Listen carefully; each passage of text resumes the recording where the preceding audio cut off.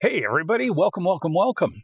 This is the beginning of my history tour of the Cariboo, and no better place to start close to home here at the 108 Mile Ranch. I'm Tim. Welcome to Cariboo Backwoods.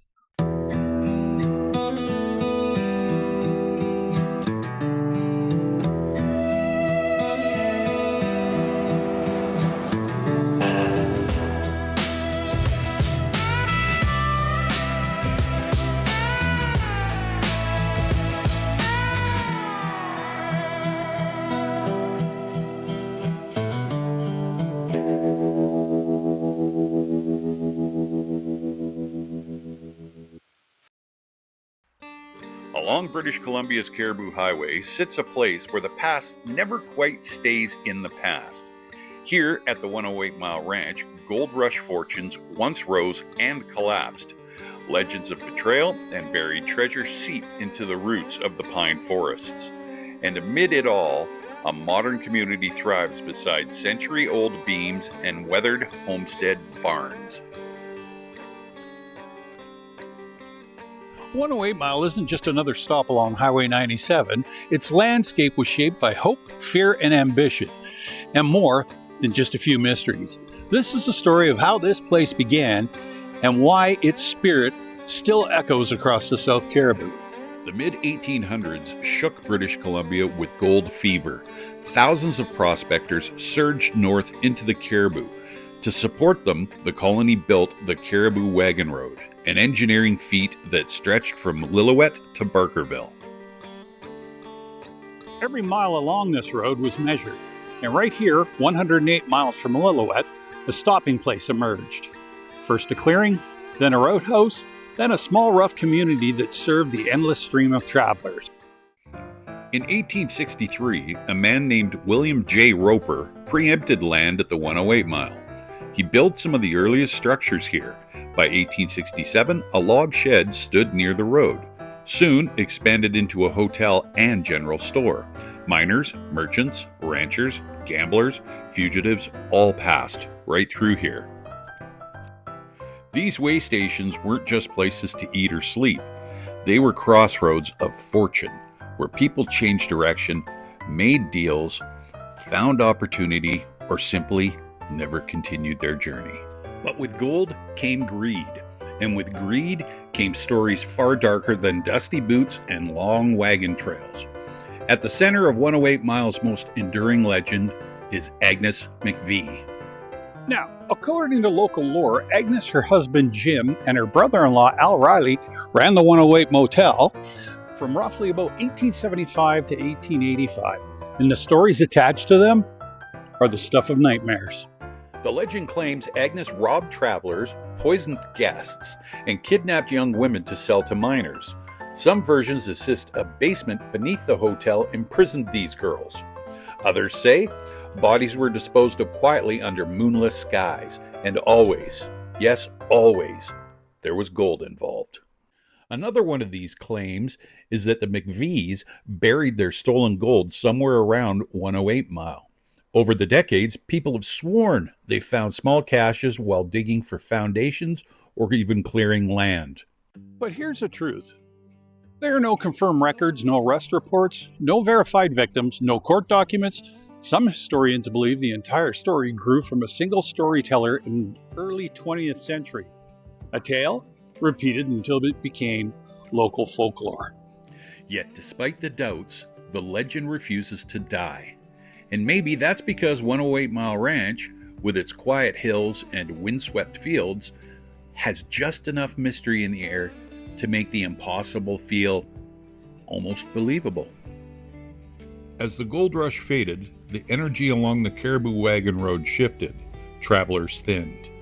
The frantic pace of the 1860s settled into the rhythm of ranch life. In 1903, Captain Jeffrey Lancelot Watson purchased the property. A retired military officer, Watson was determined to build something lasting, a ranch that could stand the test of time.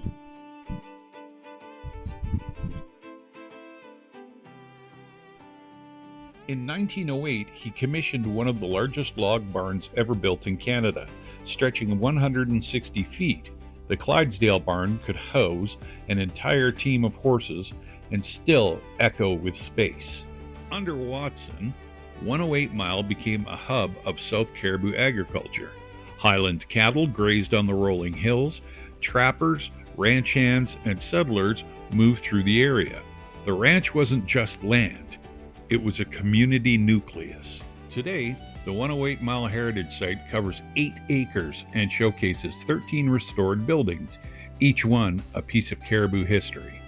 You'll find the original post house from the 1860s, carefully relocated right where it stands there. A blacksmith shop filled with tools that once shaped wagon wheels, and horseshoes as well. A telegraph office that once connected the Cariboo to the rest of the province. Another gem is the one-room schoolhouse, a tiny building that sat abandoned for years before volunteers painstakingly restored it. Step inside and you can feel the echo of chalk on slate, the tense silence of spelling tests, the laughter of children braving cold mornings. And the barn, Watson's massive masterpiece, remains the site's crown jewel. Entirely constructed of logs, it stands as a testament to pioneer craftsmanship, strength, and ambition. By the late 1960s, a new chapter opened. Brothers Arthur and Henry Block purchased thousands of acres with a bold idea: a planned community that blended recreation, wilderness, and relaxed rural living. Today, more than 700 homes are scattered among lakes, wetlands, and forest, a community designed around nature rather than carved over top of it. Over 1,500 acres remain protected as greenbelt, home to deer, black bears, sandhill cranes, and other migratory birds. Walking paths across the valley, ski trails wind through the winter forests. The local airport allows small aircraft access year-round. But no story of 108 Mile is complete without its whispers, the stories you hear after the sun goes down. Believe it or not, this place is a magnet for paranormal enthusiasts. Some investigators have called it a runway for spirits, and the reports, they're surprisingly consistent. People claim to hear footsteps in the barn loft. Cold spots drift across empty floors. A mother and child apparition is being seen near the bunkhouse door. Some swear tools move on their own. So a little bit more about the paranormal experiences here. I was a volunteer on the ghost tours here for 2 years. This year I'm not doing it, but last 2 years my wife and I both did volunteer work here. So as a skeptic, which is a good thing, I can attest I've been into I've been into every single one of these buildings countless times on the tour, and have experienced things that are unexplainable. I've been touched, I've been pushed, I've been talked to in my ear, I've been tapped, and experienced different smells all over the place. I went into the post house one evening.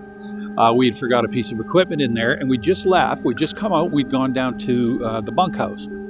And I went back in, unlocked the door, walked in, and all I could smell was potpourri. The post house has been known for tons of different smells. It'll smell like sewage.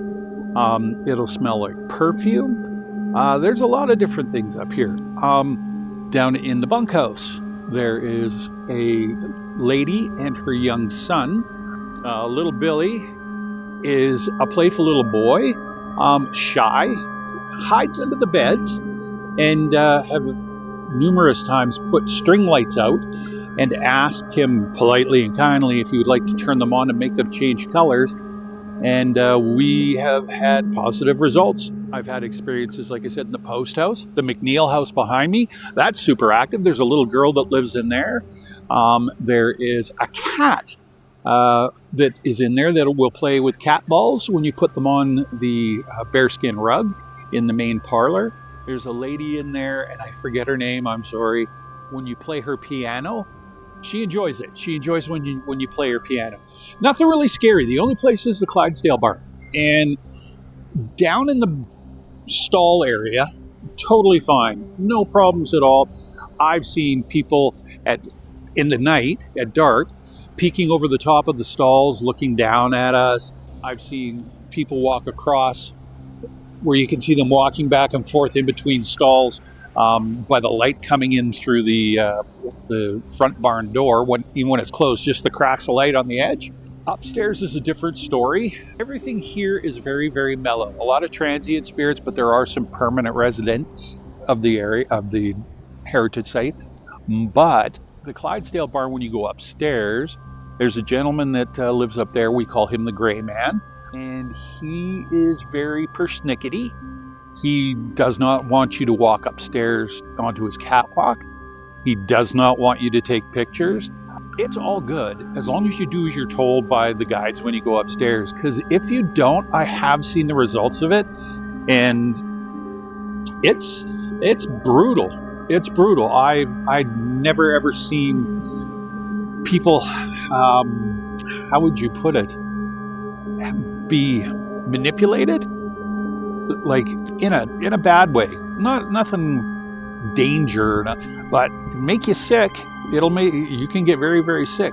One night I was walking upstairs with a volunteer, and we had a group on a tour with us. I got to the top of the stairs, just up into the loft, not up onto the catwalk and the mezzanine. And as soon as I got to the top of the stairs, I got pushed. So yeah, just imagine somebody, like when you're a kid in high school and the guys are walking up and they're pushing you in the locker room and they're getting you on your shoulders. Yeah, I got shoved backwards off of the stairs.